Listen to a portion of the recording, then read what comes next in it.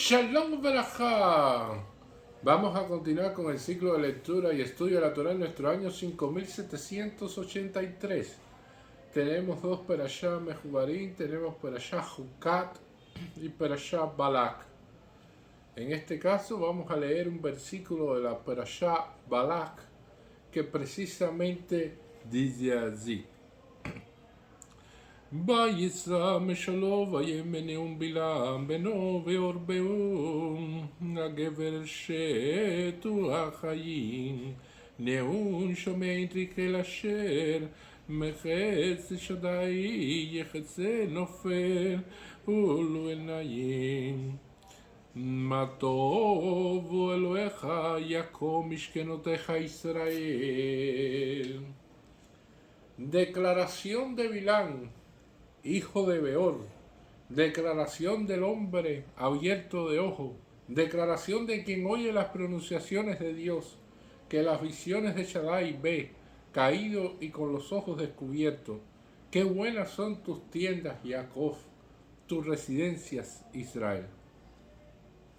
Y este es un versículo tan especial, este último, qué buenas son tus tiendas, Jacob, tu residencia, Israel, porque es precisamente el versículo que nuestros antepasados quisieron colocar en la entrada de la sinagoga Adá Israel, que viene precisamente de esta bendición de alguien que que era un rashá, o sea, no era una persona dentro del pueblo de Israel. Bilán viene de Midian y se une con Balak, y los dos tratan por todos los medios de destruir al pueblo de Israel. Habían visto en la Perashá Jucat cómo se destruyeron a los gigantes a Sihón y a Og, y estos gigantes que mantenían, se pudiera decir, el paso sobre los demás pueblos, eran los más fuertes, los más capaces, los que más creían en su fuerza, y fueron destruidos. Al ver esta situación, Balak en ese momento dice, bueno, qué terrible ha sido esto. Si esta gente pudieron destruir a estos gigantes que son tan poderosos, tenemos que buscar el apoyo de alguien que pueda realmente hacerle daño al pueblo de Israel, y buscó a Bilán, porque Bilán tenía aquella reputación que decían que todas sus maldiciones se cumplían, que todos los que pudiera decir en un momento determinado, en un lugar determinado, podría tener una repercusión nefasta sobre la persona o sobre el pueblo en el cual le caían sus maldiciones. Y entonces Balak busca a Bilán. Pero lo que estamos viendo aquí sobre todas estas cuestiones es que Bilán, que hice declaración del hombre abierto de ojo, era un hombre que tenía un ojo por el cual no veía físicamente. O sea, tenía un ojo en el cual era ciego por ese ojo, pero que era una persona, según dice el Targum Okelo, que gracias a que era ciego por un ojo, podía ver más allá de lo que otros podían ver. Y esto es una de las cuestiones interesantes que nos trae la Parashá Shavua. El Baal Shem Tov, Zichrono Libraja, expresa de que nosotros siempre hemos tenido grandes profetas, y el mayor profeta, Moisés, que es una de las personas que hablaba y tenía profecías con Dios y tenía línea directa, como decimos nosotros, pero no se hizo esto de una manera unilateral, se pudiera decir, sino que también se le dio la posibilidad a los demás países a que tuvieran un profeta, para que después no digan de que Hashem es injusto, de que las demás naciones no tuvieron un profeta. Y este profeta fue Bilán. Bilán no podía llegar al nivel de profecía que tenía Moisés, porque el propio Yeser Araf y su propia inclinación lo hacía y lo llevaba hacia abajo, o sea, lo hundía completamente, y eso era un problema muy grande como tal que tenía Bilán.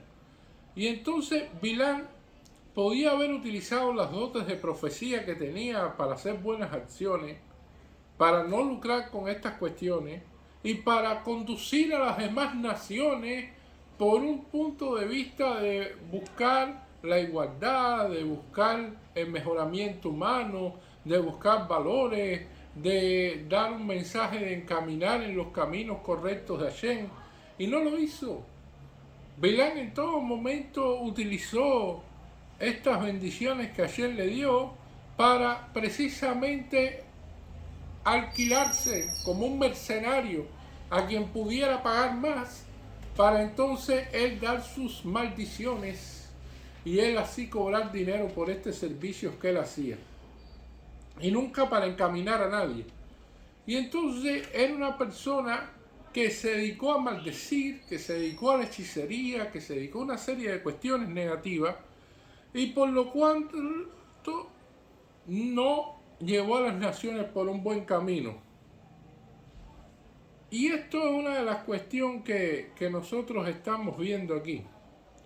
El ojo ciego el cual él tenía, y le había dado una mayor fuerza y se podía decir que este faltante, que este vacío que podía tener de esta cuestión, le había dado una mayor fuerza para aumentar el nivel que él tenía como tal. Y eso es un mensaje profundo que trae la Gemara con respecto a esto, porque muchas veces las generaciones anteriores, generaciones que han sido más pobres, que han sufrido mayores problemas, mayores situaciones, que se han tenido que enfrentar a elementos bastante complejos, son las generaciones que han dado grandes pensadores dentro del pueblo judío y grandes luminarias al pueblo de Israel. Y por ejemplo tenemos la generación que fue expulsada por la Inquisición española y que fue expulsada después por la Inquisición de Portugal. Y esta generación dio a rabinos como el rabí Yosef Karo, que fue creador del Shulchan Aruch, sino el Ibrahá.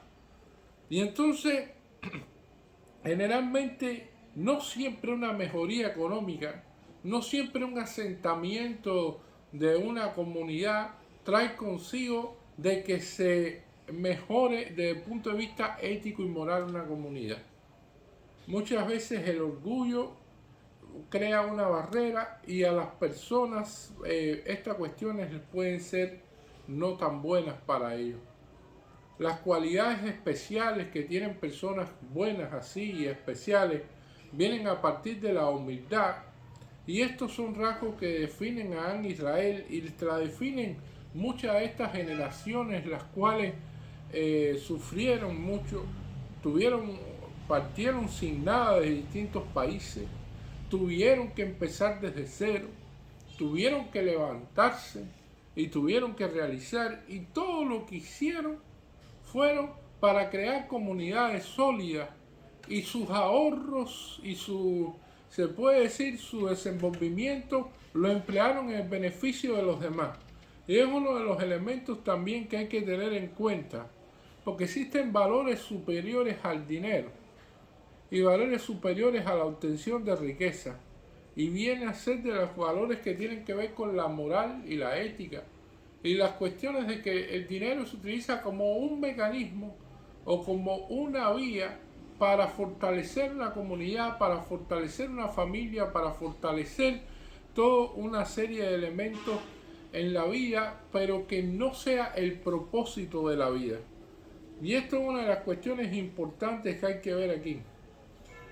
En la generación pasada constituía un elemento fundamental estudiar la Torá, de ir a la sinagoga, de tener mucha salud para ir a la sinagoga, de tener fuerza para desarrollarse y para profundizar en el estudio de la Torá, para el cumplimiento de los mitzvot y todas estas cuestiones importantes en la vida.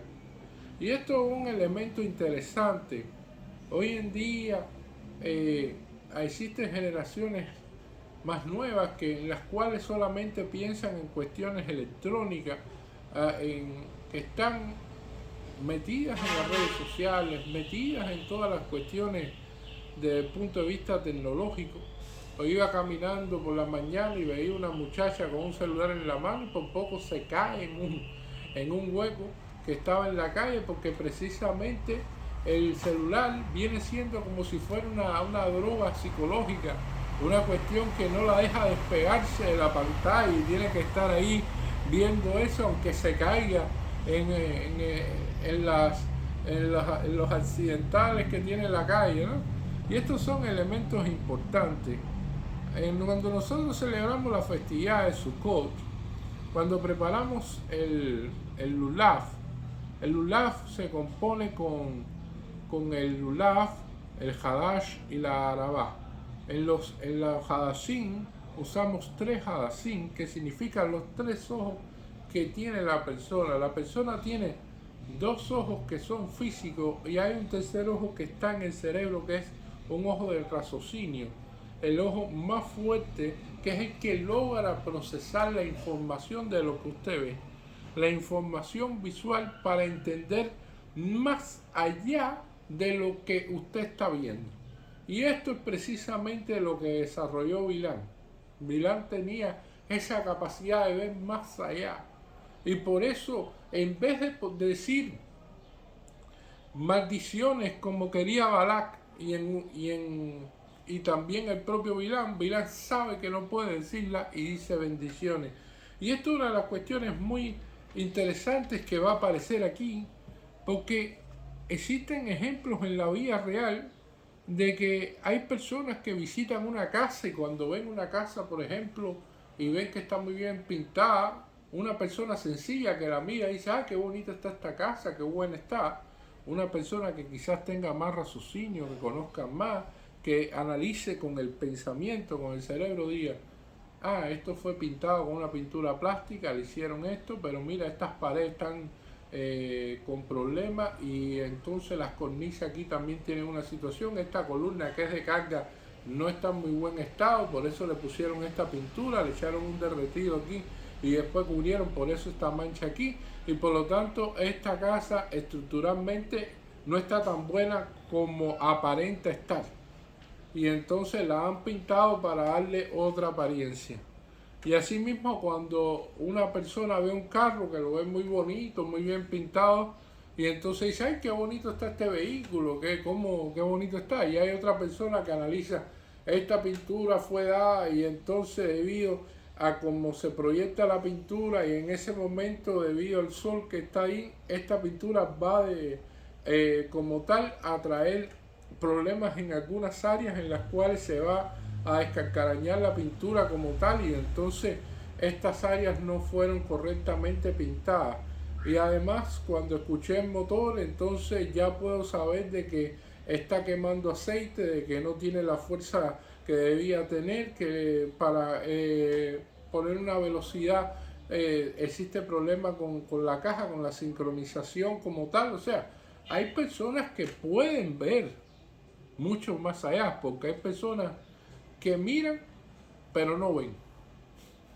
Y entonces eso es una de las situaciones que nos analiza, que hay personas que tienen esa inteligencia y ese don como tal de poder ver cosas más allá de lo que la vista y lo que físicamente los ojos le dicen.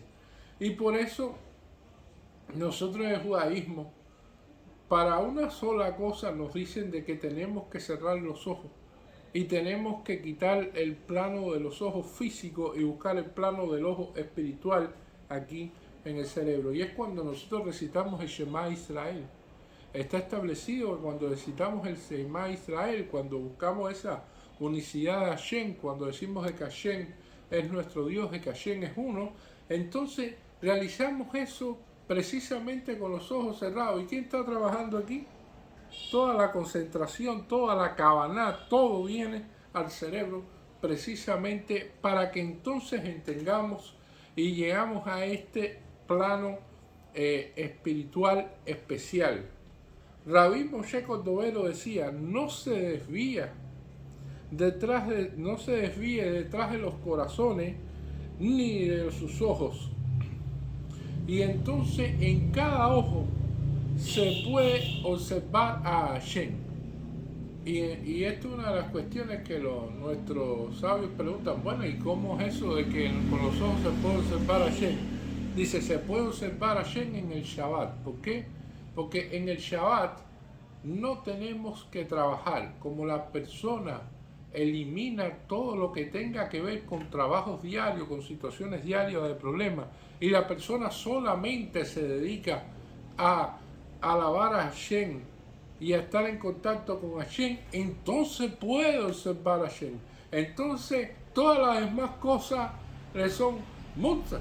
O sea, las elimina completamente de ese lugar, están como si no existieran, y entonces él tiene todos los elementos para ver a Hashem más claramente, con mayor nivel que el resto de la semana. El resto de la semana las personas están constantemente viendo a ver cómo resuelven aquí, cómo resuelven allá, cómo trabajan aquí, y entonces cómo se ganan la vida. Esto es una de las cuestiones importantes de por qué el Shabbat nos permite ver a Hashem. Nosotros tenemos que ver que en Israel lo que más importa es el corazón noble y es la finalidad de la vida. Es una de las cuestiones de elevar la espiritualidad de la persona. Personas que pueden vivir años más, años menos, al final de una travesía completa que no tenemos en este mundo, que es bastante corta, por cierto. Las personas no pueden llevarse las riquezas materiales hacia el Olam Abba. Las personas no van a hacer y se podrán llevar el dinero, ni todo lo que se comieron, ni todo lo que vivieron, nada de esas cuestiones se llevan. Las únicas cosas que nos llevamos son el estudio de la Torah que hemos hecho y las buenas acciones que hemos hecho. Las buenas acciones no solamente inciden sobre nosotros, que nos las llevamos con nosotros al juicio celestial en el momento que ascendemos a ese juicio, sino que también tienen que ver en el impacto que le causan a la comunidad, en el impacto que le causan a las demás personas y en cómo extrañan a una persona por todas las buenas acciones que hacía, por todas las bendiciones que traía a una comunidad. Y es por eso la importancia que tiene las mitzvot. Es por eso la importancia que tiene todas las buenas obras que las personas puedan hacer. Porque eso realmente es lo que la persona se lleva. La persona que piensa con Yetzer Hara está pensando en el presente y dice, bueno, esto es lo que hay, esto es lo que nosotros tenemos que resolver. Y entonces el Yetzer Hara le dice, no, si no tienes y no resuelves este dinero, entonces no podrás tener esto, y esto es lo que materialmente tú quieres alcanzar, y todas estas cuestiones de presente. Los que piensan con Yetzer Hara y eso influye para el plano futuro, trabajan con vista al futuro, hacen sus acciones y sus buenas acciones para que en un futuro, cuando lleguen y sea reintegrada su alma al trono celestial, en ese momento dice, bueno, ¿qué hiciste en la tierra? ¿Qué fue lo que hiciste? ¿Qué tikkun olam realizaste? ¿Qué propósito tuviste en la vida? Y entonces ahí puede haber todo el bien que la persona hizo, todo el bien que la persona proyectó, y que la persona no se desvió en cuestiones materiales, en cuestiones banales y en cosas comunes en las cuales se desvían muchos de los hombres, y sobre todo los goyim que más persiguen estas cosas. Y esto es una de las cuestiones en las cuales nos podemos elevar. Y es uno de los elementos importantes a tener en cuenta. Hashem maneja este mundo. Nosotros no somos más que meros empleados. Cuando la persona entiende eso, cuando la persona realmente concientiza esto, entonces la persona no tiene ese estrés en la vida. Las personas que más se estresan en la vida son las personas que creen que ellos son los que manejan el mundo, que de ellos dependen todas las cosas. Y no es así. La persona depende 1%, pero todo está en la voluntad de Hashem.